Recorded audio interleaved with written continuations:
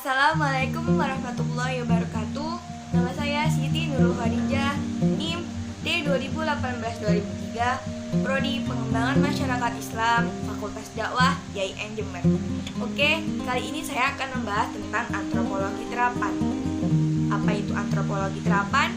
Apa itu etika dalam antropologi terapan? Bagaimana sejarah penerimaan antropologi terapan itu? Simak videonya sampai habis, semoga bermanfaat dan kita sama-sama belajar. Oke, pada video kali ini kita akan membahas tentang antropologi terapan. Yang pertama, apa itu antropologi terapan?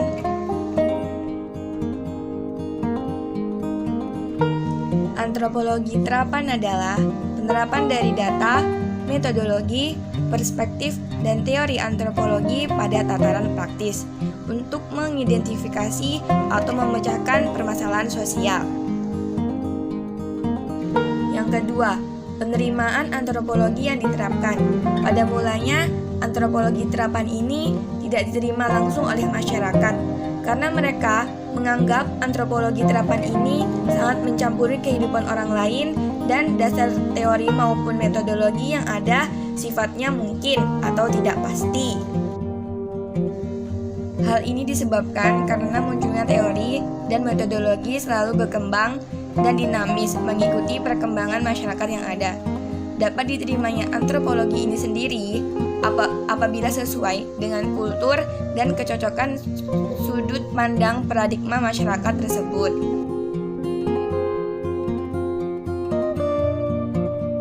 Yang ketiga adalah etika dalam antropologi terapan. Masalah etika dalam antropologi terapan adalah masalah yang rumit dan menjadi bahan perdebatan. Tahun 1946, Perkumpulan Antropologi Terapan membentuk suatu panitia mengenai soal-soal etika untuk menyusun kode tertentu yang akan menjadi pedoman bagi para ahli antropologi yang hendak menerapkan antropologi. Menghasilkan revisi, versi terakhir kode mereka disahkan oleh perkumpulan pada tahun 1948. Pertimbangan etika utama adalah apakah suatu proyek perubahan yang direncanakan sungguh-sungguh akan bermanfaat bagi penduduk sasaran. Yang keempat adalah perkembangan antropologi terapan. Pada awalnya, penerapan antropologi digunakan pejabat-pejabat dari beberapa negara besar di Eropa dalam pemerintahan kolonial masa itu. Namun, sayangnya, pengetahuan yang mereka miliki terlalu sering digunakan untuk menekan kebutuhan dan keinginan dari penduduk bersangkutan, sehingga antropologi terapan ini memulai karirnya dalam cara yang sangat meragukan. Yang kelima, kita akan membahas tentang menentukan keuntungan umum dari perubahan berencana. Untuk mendapatkan manfaat menyeluruh dari perubahan terencana, maka penting sekali untuk memahami segi yang paling mendasar dari kebudayaan masyarakat yang akan dipengaruhi. Pembahasan yang keenam, yaitu kesulitan dalam menyelenggarakan perubahan berencana. Sebelum suatu usaha ke arah perkenalan unsur-unsur baru dapat dilaksanakan, para pelaksana perubahan harus mempertimbangkan lebih dahulu apakah penduduk yang menjadi sasaran sadar akan manfaat perubahan yang diusulkan.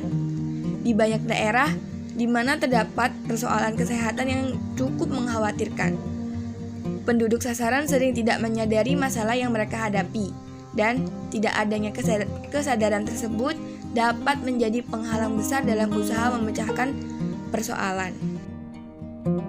Selanjutnya, pembahasan yang ketujuh, yaitu penolakan terhadap perubahan terencana di kalangan penduduk sasaran. Penolakan masyarakat terhadap perubahan-perubahan kebudayaan itu seringkali didasarkan pada faktor-faktor yang oleh pelaksana proyek itu jarang sekali diperhitungkan. Faktor tersebut dibagi secara kasar dalam 3 kategori, yaitu halangan budaya, halangan sosial, dan halangan dalam bidang psikologi. Pembahasan yang terakhir adalah masalah etnosentrisme. Seringkali para antropologi tidak peka terhadap perbedaan kebudayaan. Dalam artian, mereka masih menggunakan tradisi-tradisi atau kebiasaan tempat asal mereka di negara sasaran program perubahan. tanpa memikirkan apakah tradisi-tradisi mereka itu diterima di negara bersangkutan. Berikut ini ada beberapa video kebudayaan Indonesia yang hampir terlupakan. Maka, dengan adanya antropologi terapan, pasti kebudayaan itu akan dapat dilestarikan dengan solusi-solusi baru. Maka simak videonya dan semoga kita sebagai masyarakat Indonesia tetap bisa melestarikan kebudayaan Indonesia.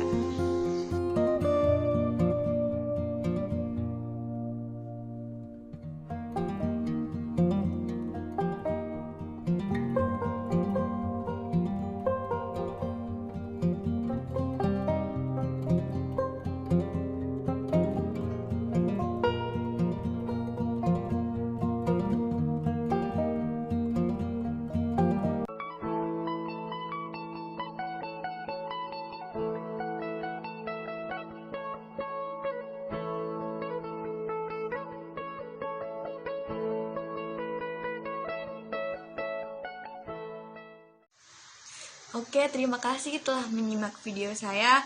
Semoga ini menjadi video yang bermanfaat dan kita sama-sama belajar. Wassalamualaikum warahmatullahi wabarakatuh.